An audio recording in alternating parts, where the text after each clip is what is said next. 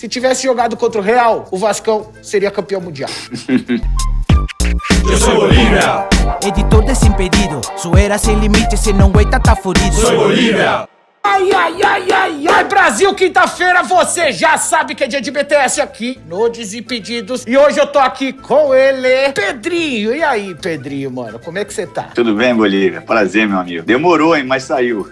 Demorou, mas saiu. Teve que ter quase 230 entrevistas pra você tá aqui, Pedrinho. Tô sem moral contigo. Que é isso, muito pelo contrário, tô feliz que você tá aqui. E eu vou falar uma parada aqui pra você dar uma olhada, ó. Jogador de rara habilidade, visão de jogo, que brilhou vestindo a camisa de clubes importantes. E se não fosse as lesões, teria ido ainda mais longe. Estão falando de Ronaldo Fenômeno ou Pedrinho? O Ronaldo foi longe pra caramba, poderia ir mais, né? Mas eu acho que é isso aí, Bolívia. Eu tinha uma perspectiva de seleção brasileira, porque eu já vinha, né, de muitas convocações de seleção de base, mundial, de categorias de base. Assim que o Vanderlei assumiu a seleção brasileira, em 98, né, na primeira convocação do Luxemburgo para a seleção principal, eu estava convocado, né? Ele me convocou na quinta-feira. 2 dias depois da convocação, eu me machuquei, faltando um dia para eu me apresentar. E aí, depois desse processo que eu estava recuperando, ele falou que eu só precisava entrar em campo, que aí ele me levaria para as Olimpíadas, mas isso não aconteceu. Também teve interesse do Milan, antes de eu me machucar. Acabou que mudou muito a minha trajetória, mas mesmo assim eu sou muito grato que eu consegui jogar ainda um pouco de futebol. Não o tempo que eu imaginava, mas deu para jogar um pouquinho. Um pouco? Você deu azar de pegar ainda uma época que tinha um monte de meia fudida. Pra você ter uma ideia, a gente pode só citar aquela de sempre, Alex e Djalminha nunca disputaram uma Copa, né? Então pra você ver como a gente tava bem servido. Se fosse hoje em dia, né, Pedrinho? Mas enfim, mano, é impressionante, você foi o cara mais elogiado no Twitter quando eu peço pergunta lá, acho que da história do BTS. É uma coisa impressionante, a maioria falando que você é o melhor comentarista do Brasil. Você imaginava ser considerado uma grande revelação, de novo, aos 43 anos? Não, cara, mas o que aconteceu? Eu sofri muito na pele, assim, na questão de lesões, e de forma, às vezes, injusta por parte da imprensa, porque, na realidade, eu não queria me machucar, né? Eu era muito profissional extremo, mas eu sofria com esses problemas de lesões, assim, cara, isso causou, na realidade, um dano psicológico em mim imenso, porque era um conflito de um desejo de jogar e não poder jogar. E eu fui muito maltratado, muitas vezes, de forma injusta, com uns termos bem chulos, assim, de menosprezo mesmo. Quando eu parei de jogar, mesmo com toda a dificuldade, eu consegui parar, graças a Deus, financeiramente, de uma forma equilibrada, eu comecei a estudar pra caraca, cara. Eu falei, vou estudar. Fiz todos os cursos de treinador da CBF, fiz curso de gestão da CBF também. Não tenho formação acadêmica, mas fiz um curso de jornalismo. E quando eu entrei na televisão, cara, eu falei assim, cara, eu não posso ter um linguajar meio boleirão. Eu vou ter um linguajar para ser o meu diferencial, cara. Eu vou usar um termo mais acadêmico que eu estudei e vou explicar o que significa aquilo de uma forma mais popular. Então eu uso um termo, um exemplo. O cara tem que temporizar. E aí eu explico o que é. Temporizar nada mais é do que ele negociar o espaço, vai chegando para trás. E aí eu fui me destacando, assim, de uma forma muito simples e humilde. Não acho que eu sou o melhor, mas eu sempre me entrego ali da melhor maneira. E só um detalhe, eu me preocupava muito quando eu jogava de alcançar metas e objetivos e de ser o melhor e de ir para a seleção e de treinar mais. Na comunicação, não. Na comunicação eu estudo para ter o conteúdo, mas não me preocupo com isso, Bolívia. Mas é impressionante porque, assim, geralmente jogador que é muito identificado com o clube, assim como você é com o Vasco, um pouco mais com o Palmeiras também e tal, os torcedores rivais acabam pegando no pé, fala que é clubista, qualquer comentário que você fizer. E com você não, mano. Todo mundo falando que o cara mais imparcial é o cara que manja mais e que fala da melhor maneira. Eu fiquei impressionado, velho. Como, assim, você tem moral como comentarista e como jogador aqui, como a gente vai ver. Você falou que não se considera o melhor comentarista. Então fala pra você, que é o primeiro que vem na cabeça quando eu te pergunto qual é o melhor comentarista do Brasil hoje. Tem 4 caras que eu admiro bastante. O Caio, o Rafael Rezende, o Roger e o Formiga. Pra você ver que tem ex-atleta e tem cara que nunca jogou. E você fala pro Formiga que ele nunca jogou, ele vai ficar bravo, porque ele tentou ser jogador. jogador. O Formiga é um cara diferente pra caraca. Eu tô brincando, óbvio que ele não jogou. Não sei, porque às vezes joga futsal, joga até a categoria de base, a gente não tem como acompanhar. Mas é legal também, ô Bolívia, porque, assim, eu me preocupo muito de ser respeitoso com todas as torcidas, mas eu acho que é o grande diferencial é que, assim, se você tá na comunicação esportiva, é porque você ama algum clube. E não tem como você esconder isso, ou você sendo ex-atleta, ou você sendo jornalista. Quando você passa a verdade, eu acho que você ganha credibilidade. Eu amo o Vasco. eu sou apaixonado pelo Vasco. Eu não vou deixar de ser Vasco porque eu entrei para comunicação. Eu tenho um carinho enorme pelo Palmeiras, uma gratidão enorme pelo Palmeiras. Foi um clube que me abraçou com todas as dificuldades. Eu tenho um carinho enorme pelo Santos, mas o meu clube de coração é o Vasco. Aí eu vou para comunicação, agora eu sou profissional, não tenho mais time. Aí você perde credibilidade. Eu sou Vasco, mas jamais vou usar disso para falar coisas que não são verdadeiras dentro de uma partida, enfim. Você pode muito bem ser apaixonado por um clube e ser comentarista, e também pode ser apaixonado por um clube e conseguir fazer comentários completamente descolados dessa paixão também, né? Uma pergunta do Twitter, Pedrinho. Pergunta qual narrador ele curte mais trabalhar. Não pode falar 4, é só um, hein? E se ele prefere comentar jogos ao vivo ou participar dos programas. Essa eu vou ficar em cima do muro. Com relação aos narradores, tem vários, assim, que me chamam a atenção pelo carinho. Muitos deles com uma moral enorme, mas uma simplicidade. Essa eu vou segurar. Eu gosto de fazer jogo, mas eu amo fazer programas. Porque no jogo, a gente tem que usar uma linguagem mais simples, obviamente, e você não mostra muito conhecimento, porque o tempo é muito curto dos comentários, pelo número de foguetes que tem, né, de comerciais, de chamadas, e não dá para você elaborar um raciocínio muito longo. Então é uma coisa mais simples, mais objetiva, mas é muito legal. No programa eu tenho capacidade, assim, oportunidade, melhor falando, de poder elaborar o raciocínio mais amplo, com mais conteúdo, e com o quadro que eu tenho, que eles me deram também essa oportunidade da análise tática, né, eu consigo ser mais cirúrgico, às vezes mostrar um movimento corporal, por isso que eu gosto mais um pouquinho dos programas. Você gosta de mostrar o movimento corporal, porque agora você tá todo bombadinho do crossfit, por isso. Pô, a última pelada que eu joguei, não sei se é da tua época que tu é novo, eu parecia o Arias, cara, todo troncudo, pesado. Você falou que da minha época, porque eu sou novo, você tem 43, né? É. Eu tenho 42, Pedrinho. Então tamo junto, então você lembra do Arias. O Ariete era só na cabeçada, se fosse você ia ser um Ariete com uma ponta aqui ao nariz. Só narigado. Se eu jogasse hoje, eu tava morto. Essa linha do impedimento do VAR, toda hora eu ia estar com o nariz na frente. Ainda bem que você é mais tiozinho que nem eu, jogou em outra época, Pedrinho. Ô, Pedrinho, quem que é melhor companhia de Copa lá na Sport TV? De copo, de tomar uma gelada depois do programa? Paulo Nunes, Grafite ou Ana Thaís? Pô, ainda não tomei com nenhum dos três, até porque logo depois veio esse problema da pandemia, mas pela minha pouca experiência, deve ser o Paulo Nunes. Ele gosta. O Paulo gosta. E pelos stories dele, pô, cada dia uma garrafinha, aí não dá. Cada dia uma garrafinha. Às vezes ele tá com uma garrafinha de água na rave também, que o Paulo Nunes gosta de ir na rave. Eu queria trombar ele na rave o dia doidão, dar um abraço nele e falar, parei, aquela coisa de gente doida da rave. Mas beleza, Pedrinho.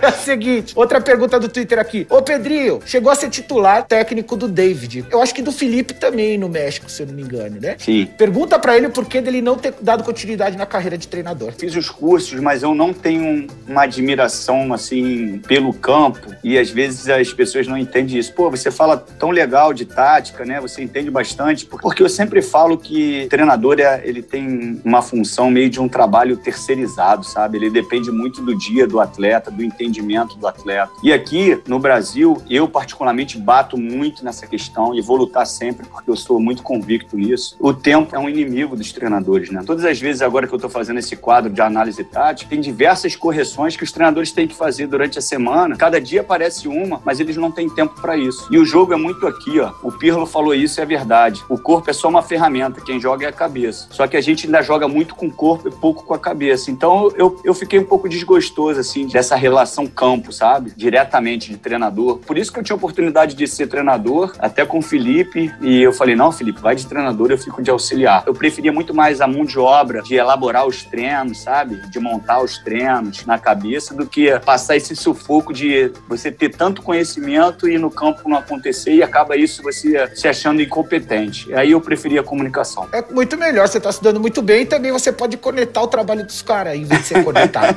Mas eu pego leve, eu não corneto muito, não. Uma suposição, você falou que não gosta muito da ideia, mas se o Pinto um dia cai, e acontece, às vezes o Pinto cai, né, Pedrinho? Comigo, graças a Deus, é porque eu também tô com os suplementos aí, estão me deixando um pouco mais seguros. Se o Pinto cai, e hoje, por exemplo, você ganha 700 mil reais do Sport TV, que eu sei. Se o Vasco chega e te oferece 1 milhão pra você ser treinador, você não vai nem dar uma balançadinha? Quando você fala em números assim, as pessoas, tá bom. vai ganhar 1 milhão, o cara não vai. Eu faço muito como se fosse um processo de carreira, sabe? Assim, campo, eu não tenho esse desejo, não. Mas, de repente, fazer um processo de metodologia de treinamento, coordenação técnica, um diretor técnico. Presidente do Vasco? Você tem vontade um dia de ser presidente do Vasco? Eu não tenho esse desejo, assim, não tenho. Porque as coisas são bem difíceis, assim. Mas a gente não sabe o dia de amanhã. Eu não falo nunca porque não é o meu desejo. Mas pode acontecer um dia? Pode. Às vezes eu tenho um comportamento, às vezes, nas redes sociais mais forte, porque o torcedor, ele sempre pede, né? Pô, Pedrinho, faz alguma coisa, ajuda a gente. E aí eu fico comovido e vou. Mas a minha pretensão é continuar na comunicação, seguindo carreira. E você não tem Twitter, Pedrinho? Não tenho psicológico pro Twitter, Bolívia. Não tenho emocional pra ler as coisas que eu leio. É porque eu sou um cara, assim, muito tranquilaço, assim. E as pessoas acham que tu é tranquilo, tem sangue de barata, né, cara? E às vezes eu recebo uns prints, cara. Aí eu falo assim, cara, ainda bem que eu não tenho Twitter, porque eu não ia conseguir me segurar, eu ia ter que responder. E responder companheiros ainda é mais difícil, né, cara? Não, mas aí você ia aprender a deixar quieto. Porque, pô, pela moral que você tá atual no Twitter, você podia fazer tranquilamente, porque só falaram bem de você lá. Impressionante, mano. Ó. Pô, obrigado. Agradece aí por mim no teu Twitter, então. Pode agradecer agora ao vivo todo o Brasil aí, que tá te elogiando, que eu estou enchendo a tua bola. Obrigado, galera. Obrigado pelo carinho de vocês. Valeu. Então, ó, depois do Vasco, Pedrinho, o time que tem o maior lote aí nesse seu coraçãozinho é o Palmeiras? É o Palmeiras. Eu fico muito triste de não ter correspondido às expectativas, não com jogos, né? Por causa das lesões, né? Eu fui muito castigado, assim, com as lesões no Palmeiras e foi um clube que sempre abriu as portas e me tratou com muito carinho. Eu fiquei tão mal, assim, no Palmeiras por causa das lesões, e aí a questão da imprensa que a gente falou no início, que quando eu machuquei uma das vezes, e a imprensa só falava do meu salário, tal, que machucava, e o médico falou que eu ia ficar no mínimo 3 meses parado. E aí eu me senti muito incomodado, né? E eu fui lá no presidente, na época era o Mustafa, e pedi para que eu não recebesse esses 3 meses de salário, né? Que ele desse outro destino. E isso a imprensa não ia saber não, tá? Isso aí foi divulgado pela assessoria do Palmeiras, não foi por mim não, porque por mim ia ficar essa conversa só entre nós dois. Mas aí foi divulgado essa situação, por isso que eu fico à vontade hoje para falar. E o Mustafa falou, não, cara, vai lá, eu conheço seu caráter, só se recupera, minha obrigação é pagar seu salário e a sua é jogar. Porque eu me sentia mal por causa das lesões. Então, assim, eu tenho certeza, muita falta de humildade, né? Mas, assim, eu tenho muita convicção, se eu tivesse um número menor de lesões, eu ia ficar, assim, muito lembrado na torcida com relação ao Palmeiras, porque, assim, na maioria dos jogos eu joguei muito bem. O problema é que eu tive pouco em campo, né? A torcida lembrou aqui, falou que é um dos maiores camisa 10 que a gente teve e tudo mais. A torcida lembra com carinho. Outra torcida que lembrou de você com carinho também, de 2007, que você jogou do lado do Zé Roberto e tudo mais, foi o do Santos, mano. Qual a importância do Santos na sua carreira? O Santos foi, né, uma história, cara, muito louca, assim. No Fluminense, em 2006, eu tinha jogado 19 jogos no ano, Bolívia. Não combinou muito você com a camisa do Flu, né? Ficou meio estranho, né? Ficou assim, porque pra assinar o contrato eu já tive diversos problemas, assim. Enfim, e aí eu joguei 19 jogos no ano. No final do ano eu falei assim, cara, vou parar de jogar. Porque eu tava muito maltratado fisicamente e psicologicamente, sabe? Aí o Vanderlei me ligou, cara, falou assim, acabou teu contrato? Eu falei, acabou, professor. Aí ele, vem pro Santos que aqui você não vai se machucar. Vou contar uma coisa que eu acho que eu nunca contei, assim, publicamente. Ele falou assim, bota tuas coisas dentro do carro e vem de carro, porque aqui você não vai machucar e você vai ficar aqui. Eu juro que quando eu desliguei o telefone, cara, eu me ajoelhei e falei pra Deus assim, eu não quero mais jogar futebol. Eu não aguento mais ser humilhado, assim. Eu tô falando que eu não quero ir, mas se eu entrar naquele carro e for pra Santos e eu não jogar, eu nunca mais acredito no Senhor. Falei assim com Deus. E tava convicto que eu não ia ter coragem de entrar no carro. E chegou no dia que ele tinha falado, eu botei as coisas dentro do carro e fui. Mas por que de carro? Porque eu ia ficar de vez. Entendi. Porque eu cheguei lá, o Filé foi fazer uma avaliação clínica em mim, né? E ele perguntou, você tá com alguma lesão agora? Eu falei, não. Aí ele fez um posicionamento que não dá pra eu mostrar aqui, e ele viu que eu tinha um desequilíbrio no quadril. E esse desequilíbrio fazia com que uma perna ficasse mais curta que a outra, e com isso eu tinha as lesões musculares. E eu não tinha problema nenhum. Isso era muito simples para ele. No tanto, só para ilustrar, no Fluminense em 2006 eu joguei 19 jogos, e no Santos no ano seguinte eu joguei 59 ou 60. Quando eu passei esse ano, que foi um ano maravilhoso, mas mexeu muito comigo, porque eu falei assim, cara, todos aqueles problemas que eu tive, a culpa não era minha. Porque eu achava que a culpa era minha, que eu tinha nascido com algum problema de me machucar tanto, que eu era frágil. E o problema não é esse, o problema é que todo mundo tratou só a lesão e não tratou a causa. E ali o Santos me abriu as portas para que eu me recuperasse muito mais até psicologicamente, porque assim, para mim foi um alívio. Falar assim, cara, eu que tava fazendo o processo errado. Cheguei aqui, o cara descobriu e joguei 60 jogos tranquilamente, fui campeão paulista, vice-brasileiro, saímos na semifinal da Libertadores. Então o Santos também eu tenho muito respeito e carinho. É o seguinte, lei do fato, se tivesse jogado contra o Real, o Vascão seria campeão mundial. Eu ouço muito isso, mas isso é muita soberba, né? Nosso time tinha muito craque, né? Eu acho que eu ia dar um trabalho legal pra galera ali do lado direito, porque eu e Felipe, a gente fazia uma parceria muito forte. Eu tava no melhor momento da minha carreira física, eu não tinha tido ainda problema nenhum de lesão, nada. Eu tava, assim, voando baixo. A gente tinha acabado de ser campeão da Libertadores. Eu acho que eu poderia ajudar muito naquele jogo. Agora dizer se... Porque eu mesmo não jogando, na minha concepção, eu acho que foi melhor na partida e merecia o título. Assim. Deixa o torcedor do Vascão imaginar que teria sido campeão mundial, pô. Vai estragar o sonho dos caras. Ô, Pedrinho, se tivesse jogado em 2002, o Palmeiras não teria sido rebaixado. Lei do fato.